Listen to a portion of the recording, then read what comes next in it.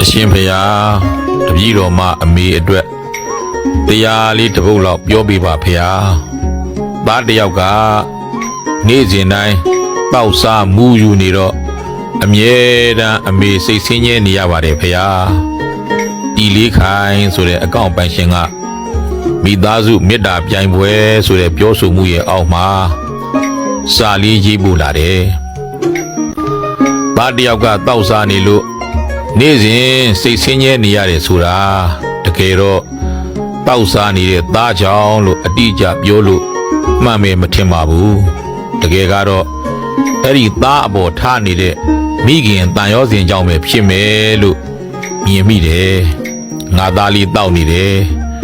ငါသားလေးမူးနေတယ်စသဖြင့်ငါသားဆိုတဲ့တန်ရောစဉ်ကမိခင်ကိုပူလောင်စေဆင်းရဲစေတယ်လို့မြင်ရမယ်နောက်တစ်ခုစဉ်းစားစရာရှိတာကအဲ့ဒါလို့သားကြောင့်လဲစိတ်ဆင်းရဲရ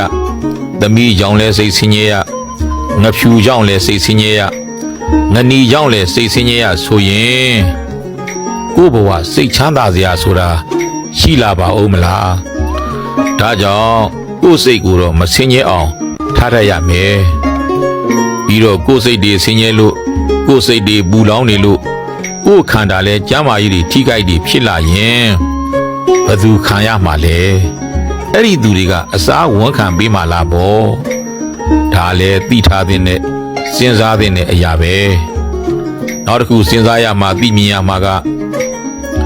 အဲ့ဒါလို့ကိုကစိတ်ဆင်းရဲစိတ်တွေပူလောင်နေလို့ကောပြဿနာကပြီးသွားမှာလား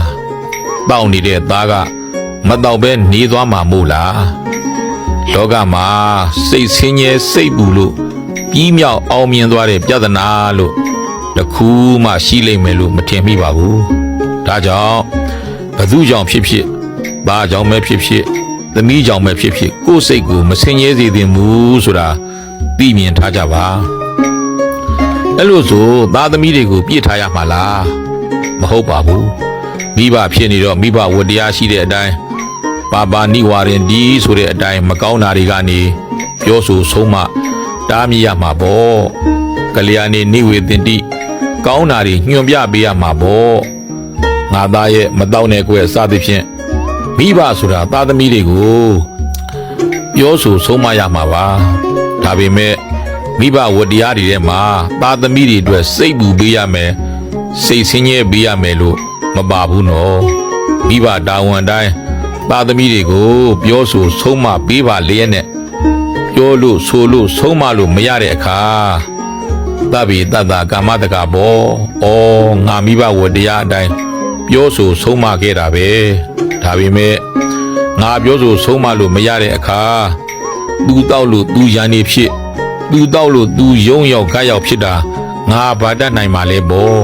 သူလုပ်တဲ့အတိုင်းသူဖြစ်တာပဲလို့နှလုံးသွင်းပြီးတော့အပူမကူးအောင်စိတ်ကိုအပူတွေဟပ်မလာအောင်စိတ်ကိုထားတာကိုဥပိ္ပခာထားတယ်လို့မြင်ပါတယ်အဲ့ဒါလို့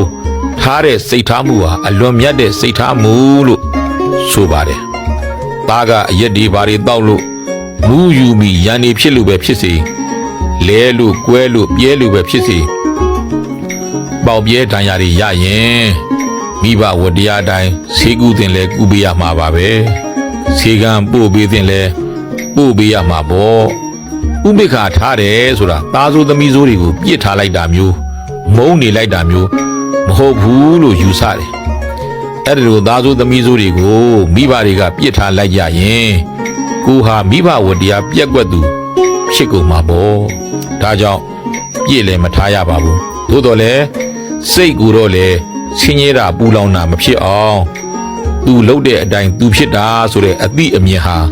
ဥပိ္ပခာလို့ဆိုရမယ်ဒါကြောင့်သားစိုးသမီးစိုးတွေကြောင့်စိတ်ကိုမဆင်းရဲအောင်ကျင့်ကြံပါဘသူကြောင့်မှကိုယ်စိတ်ကိုမဆင်းရဲအောင်ကျင့်ကြံပါလို့ပြောချင်ပါတယ်ပြောစရာရှိတာကိုလည်းပြောပါဆုံးမစရာရှိတာကိုလည်းဆုံးမပါဒေါသမပါပါစေနဲ့စိတ်တို့စိတ်ဆိုးပြီးမဆုံးမပါနဲ့ယောဂရလဲဆေးကူပေးပါသို့တော်လဲငါသားဟဲ့ဆိုပြီးတော့စိတ်မပူလောင်ပါစေနဲ့သူလှုပ်လို့သူဖြစ်တာဘယ်သူဘာတတ်နိုင်မှာလဲသဗ္ဗေတ္တကာမတကာဆိုတဲ့အသည့်အမြင်ကို ပွားများကျင့်ကြမှာလို့ပြောကြရင်ညီကုန်းချုပ်ချင်ပါတယ်အားလုံးသဗ္ဗေတ္တကာမတကာလို့နှလုံးသွင်းပြီးတော့အားလုံးဟာကိုလှုပ်တဲ့အတိုင်းကိုဖြစ်နေကြတာပဲလို့သိနိုင်မြင်နိုင်ကြပြီးတော့ဥပိ္ပခာဆိုတဲ့ဘယ်သူတွေကြောင့်ပဲဖြစ်ဖြစ်အဲ့ဒီအပူတွေကိုကိုယ့်ကိုမကူအောင်ကြင့်ကြံအားထုတ်နိုင်ကြပါစေလို့ဆန္ဒပြုရင်းညီကုန်းချုပ်လိုက်ပါတယ်